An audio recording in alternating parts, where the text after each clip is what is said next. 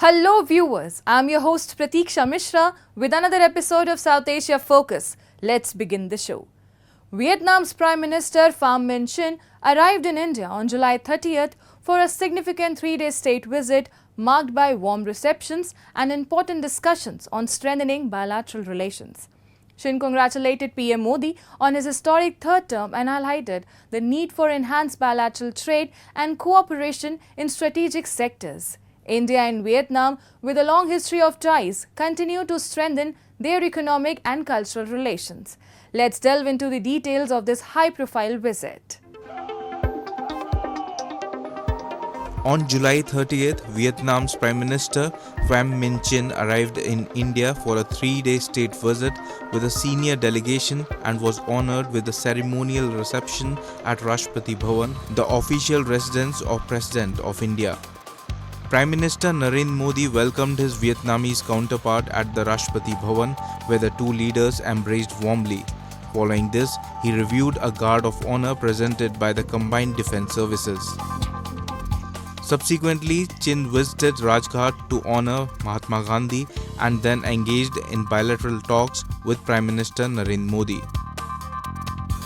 External Affairs Minister S. Jaishankar also met with Vietnamese Prime Minister and expressed his appreciation for the Prime Minister's guidance on strengthening India-Vietnam relations.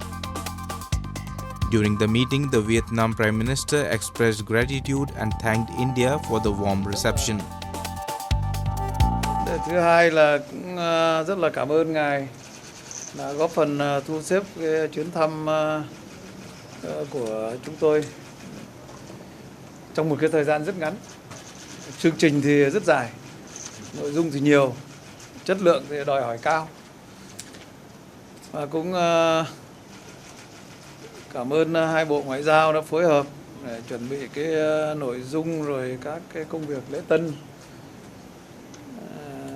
rất là chu đáo cho đến giờ này. Ngày mai thì chương trình cũng rất là nặng. Chinh also congratulated Prime Minister Narendra Modi for his win in the third consecutive term and termed this a historic victory. Đúng theo yêu cầu của chúng tôi, và cũng cảm ơn phía Ấn Độ đã đón tiếp chúng tôi với cái chuyến thăm cấp nhà nước. Đây cũng là thể hiện cái sự coi trọng của Ấn Độ đối với chúng tôi. Và chúc mừng đảng của ngài Modi đã thắng cử liên tiếp 3 khóa liền. Đây cũng là một cái dấu mốc lịch sử. Cũng cảm ơn Tổng thống và cảm ơn Thủ tướng đã gửi thư chia buồn khi đồng chí Tổng Bí thư Nguyễn Phú Trọng của chúng tôi qua đời. Xin lắng nghe ý kiến của ngài. The Vietnamese Prime Minister encouraged businesses from both India and Vietnam to work together and create innovative solutions to increase bilateral trade to $20 billion and beyond. He also highlighted the need to enhance collaboration in key areas like transportation, infrastructure, energy, digital infrastructure, and climate resilience in order to further strengthen the partnership between the two countries. S. Jaishankar also emphasized the significance of the Chin's visit in facilitating a comprehensive review of the bilateral relationship between India and Vietnam. Your visit gives us an opportunity to review our bilateral relations, but also to assess the strategic trends in our region. I know tomorrow the Prime Minister looks forward very much to his discussions in regard to both subjects with you.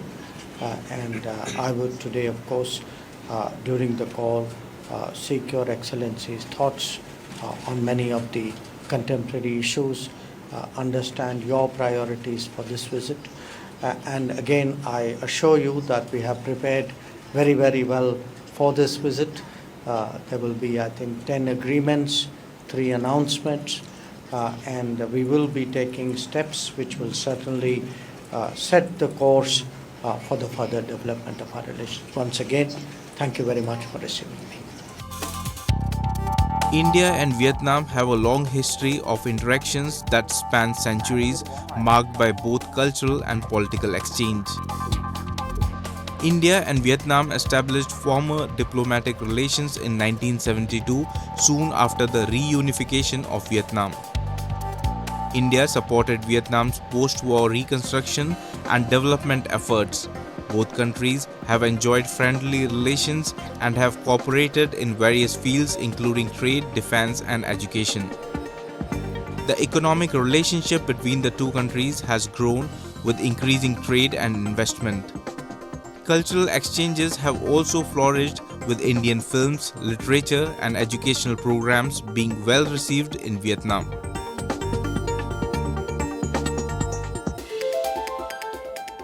Moving on.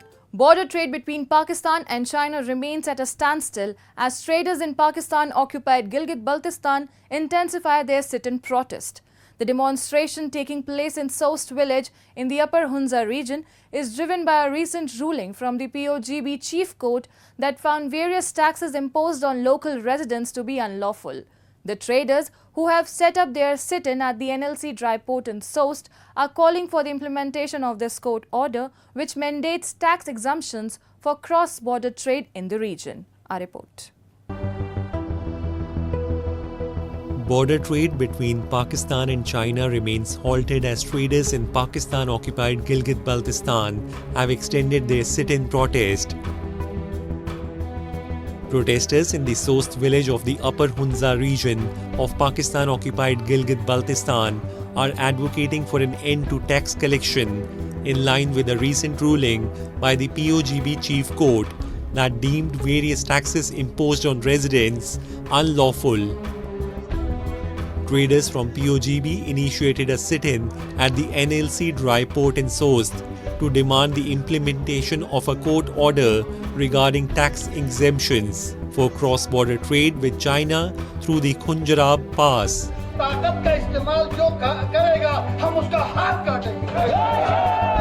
This protest has halted trade activities and traders have threatened further action, including blocking the Karakoram highway if their demands are not met. They argue that the authorities' actions are unfairly hindering their trade and employment opportunities. Gilgit Baltistan में sale tax और income tax यहाँ लागू ही नहीं है। सिर्फ और सिर्फ custom duty देने के हम बॉन्ड हैं और वो हम देने के लिए तैयार हैं। इस पर आज अगर हमारी बात मानी जाती है तो हम आज अपना धरना को बैक करेंगे, कल मानी जाती है तो कल बैक करेंगे।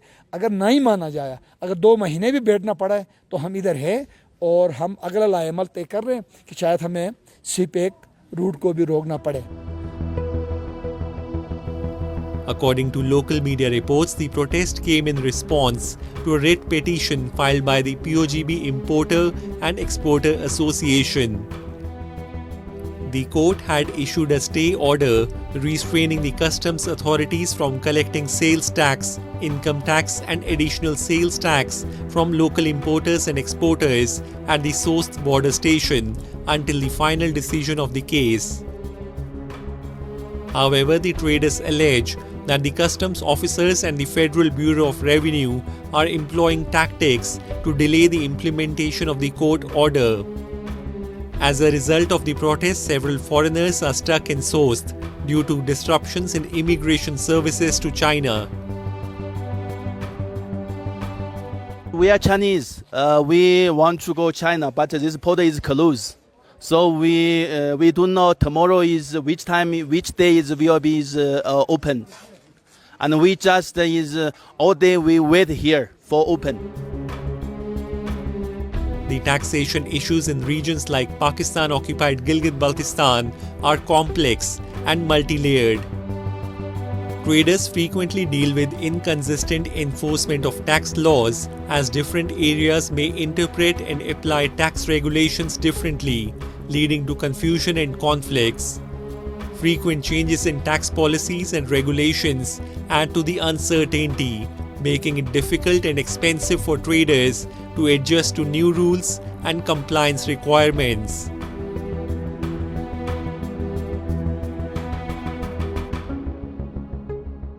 Time now for Asia This Week, the stories from across the continent. India opened the doors to the first ever Olympic India House at the Paris Olympics with an eye on hosting its own games in the near future. India House was inaugurated on July 27 in a colourful event filled with music, dance, food and art from the South Asian country. Neeta Ambani, chairperson and founder of the Reliance Foundation, which worked with the Indian Olympic Association to make India House a reality, made no secret that she hopes the Olympics will one day be hosted in an Indian city. It's good to see the India House, a dream turning into reality. It's beautiful, it's colorful, it's smiles, it's joy, it's happiness. It's India, it's what we all love, the entire world. The world is here today and India House unites the world. Fantastic. India has officially bid to host the 2036 Games, with Ahmedabad the likely proposition to be host city.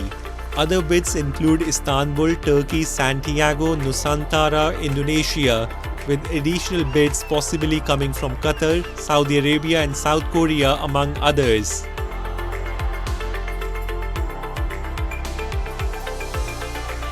Hundreds of people gathered in Karachi to offer funeral prayers in absentia for Hamas political leader Ismail Haniyeh, who was assassinated in Iran earlier in the day.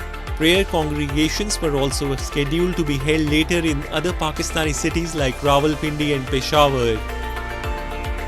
हम इसकी मजम्मत करते हैं, साथ ही साथ हम मुस्लिम दुनिया के हुक्मरानों से इस बात की अपील करते हैं कि खुदारा जाग जाइए, खुदारा इसराइल की दहशतगर्दी के खिलाफ आवाज़ बुलंद कीजिए। वो 40 ममालिक की फ़ौजें जो दरअसल मुसलमानों के लिए बनाई गई थी कि मुसलमानों को उससे रिलीफ मिलेगा, आज पूरी उम्मत ये सवाल कर रही है कि वो 40 ममालिक की फ़ौजें कहाँ हैं।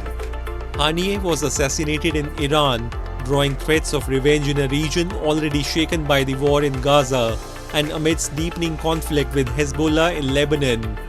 Iran's Supreme Leader Ali Khamenei said Israel had provided the grounds for harsh punishment for itself and that it was Tehran's duty to avenge the Hamas leader's death as it had occurred in the Iranian capital.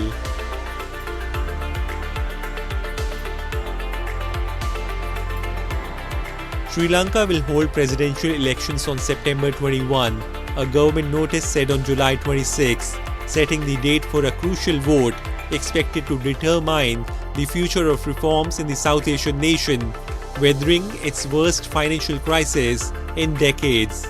Nominations for the election have to be submitted on August 15, with incumbent President Ranil Wickremesinghe becoming the first candidate to do so by paying a non-refundable deposit to the Election Commission, his office said. 75-year-old Wickremesinghe took office in July 2022 after widespread protests caused by the debilitating financial crisis forced his predecessor Gotabaya Rajapaksa to flee the country and later resign. 2024 ජනාධිපතිවරණය සඳහා වූ අතිවිශේෂ gazette නිවේදනය අද දිනේ යුක්තව නිකුත් කරලා තියෙනවා. ඒ අනුව නාම යෝජනා බාර ගැනීම අගෝස්තු මාසයේ 15 වෙනිදාත් ඡන්ද විමසීම සැප්තැම්බර් මාසයේ 21 වෙනිදාටත් නියම වෙලා තියෙනවා. Almost 17 million of Sri Lanka's 22 million population are eligible to vote in the poll. Let's now move to Bangladesh, where hundreds of students took to the streets on a powerful March for Justice, protesting recent deaths, arrest and intimidation. The demonstration, particularly intense in Dhaka, saw police detain several students near the High Court, igniting further outrage. Bangladesh has experienced significant turmoil in recent weeks as a movement advocating for government job quota reforms become deadly, resulting in over 150 deaths. In response, Prime Minister Sheikh Hasina's government has enforced a week-long curfew and deployed military forces to manage the crisis. A report. Across Bangladesh, hundreds of students participated in the March for Justice, protesting recent incidents of deaths, arrests and intimidation. Reports indicate that in Dhaka, police detained at least 8 students near the High Court, where lawyers and university faculty also joined the protest. The March for Justice, organized by the Students Against Discrimination movement, was aimed at condemning mass killings, arrests, assaults, and the disappearances of the students and citizens. আমি জিজ্ঞেস করলাম যে তোমরা কি এখানে এমনি আসছো নাকি স্টুডেন্টস? বললো ম্যাডাম আমরা বোরহানুদ্দিন কলেজে। বলছে আচ্ছা ঠিক আছে, কেন এসেছো? মার্চ ফর জাস্টিসের জন্য। আমি বলছি আচ্ছা আমরা ঢাকা ইউনিভার্সিটির টিচার, আমরা এখানে দাঁড়িয়েছি, যদি মার্চ করে একসাথে করি। হ্যাঁ জি ম্যাডাম। এর মধ্যে আমি আর ম্যাডাম কথা বলছিলাম, ছেলেটাকে দেখলাম পুলিশ উইদাউট রিজন টেনে নিয়ে গেল। আমি বললাম আপনি ওকে ছাড়েন, আপনি চেক করেন, ও আমার সাথে স্টুডেন্ট, চেক করবে না, ছাড়বে না। পুরোটা পথ আমি বললাম যে যদি চেকই করতে হয় সামনে করেন। ম্যাডাম বললো যে আমার ব্যাগ করেন। আমি বললাম আমার ব্যাগ করেন, আমার মোবাইল করেন, চেক করবেন, ওকে নিবেই নিবে এবং ওকে ছাড়বেও না। অ্যান্ড লাস্ট পর্যন্ত আমি পারি না, অনেকক্ষণ চেষ্টা করেছি। Videos from Bangladesh reveal police in full riot gear equipped with batons as they set up barricades against demonstrators and arrest protesters, including a significant number of women. The footage depicted a tense and aggressive response from the law enforcement as they managed the increasingly volatile situation, highlighting the severity of the crackdown on the ongoing protests. আমরা এই দেশের জনগণকে জানাচ্ছি আপনারা অতি শীঘ্রই নেমে আসুন, আপনাদের সন্তানদেরকে বাঁচান। আপনাদের আমাদের রাষ্ট্রপতি বলেছে কি বলেছে? In recent week, Bangladesh has faced severe turmoil as a movement advocating for government job quota reforms turned deadly, resulting in over 150 fatalities. In response, Prime Minister Sheikh Hasina's administration has imposed a week-long curfew and deployed military forces to manage the situation. Experts attribute the unrest to stagnant growth in the private sector and high youth unemployment, which have increased the appeal of government jobs amid approximately 10% inflation. Political instability in Bangladesh has frequently surfaced, marked by cycles of protests and unrest. The nation's history is marked by episodes of political upheaval and demonstrations, generally fueled by dissatisfaction with governance, electoral processes, socio-economic inequalities, and constitutional matters. Protests in Bangladesh have typically arisen from accusations of corruption, electoral irregularities, and leadership disputes. These demonstrations commonly engage various societal groups such as students, political activists, and labor unions who mobilize to express their grievances and push for reform. In Pakistan, a significant demonstration is underway as hundreds of Jamaat-e-Islami supporters stage a sit-in protest on the outskirts of Islamabad. The protesters are voicing their frustration over skyrocketing inflation and steep energy taxes, demanding immediate government action to address these issues. Hundreds of followers of Pakistan's prominent Islamist party, Jamaat-e-Islami, have assembled for a sit-in protest on the outskirts of Islamabad. Their dissatisfaction is directed at the escalating inflation and the heavy taxes imposed on energy bills. The demonstrators are demanding the government to eliminate these substantial electricity taxes and to tackle the soaring cost of living. The protests underscore growing public frustration over the economic strain caused by high utility costs and overall inflation. महंगाई है, बिजली का bill ज़्यादा आ रहा है, गरीब लोग हैं, कारोबार तबाह हो गया है, माशियत तबाह हो गया, हर चीज़ तबाह हो गया इन हुक्मरानों की वजह से, इन IPPs के लोगों की वजह से। तो इंशाल्लाह हम अपने मुतालिबात मनवा के इधर से उठेंगे और नाम इधर से जाने वाले नहीं है। हुकूमत ये सोच न करे।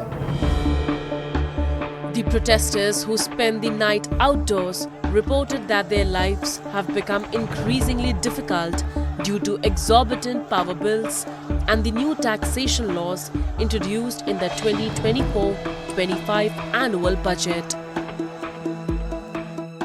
They highlighted how these financial pressures had significantly affected their daily lives and well-being. To control the situation, local authorities initially erected barricades on major roads in the capital city to prevent the protesters from entering the red zone, which houses key government offices and institutions. बेरोजगारी बहुत है, नौजवान तबका बहुत परेशान है और जो है महंगाई है जो सर चढ़ के बोल रही है।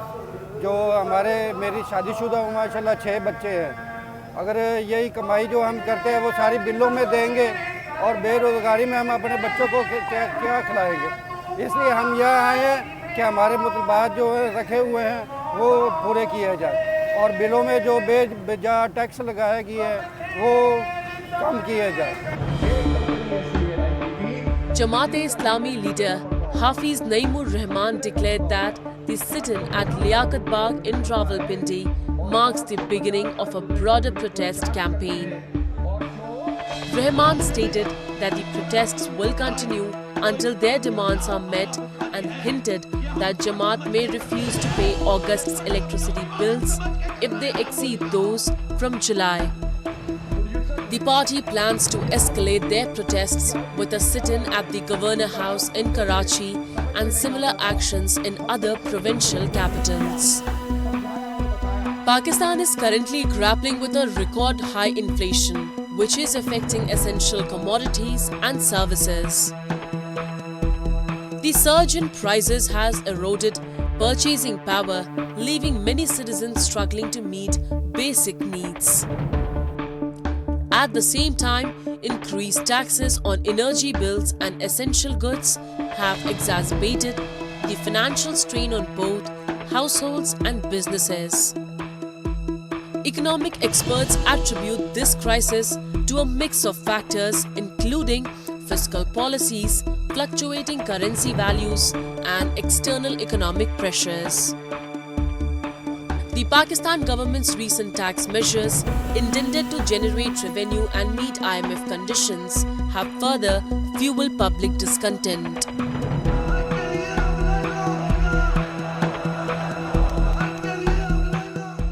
The ongoing protest in Pakistan underscores the urgent need for government intervention to alleviate economic pressures on citizens. And with that, we come to the end of this week's episode. See you next week. Goodbye and take care.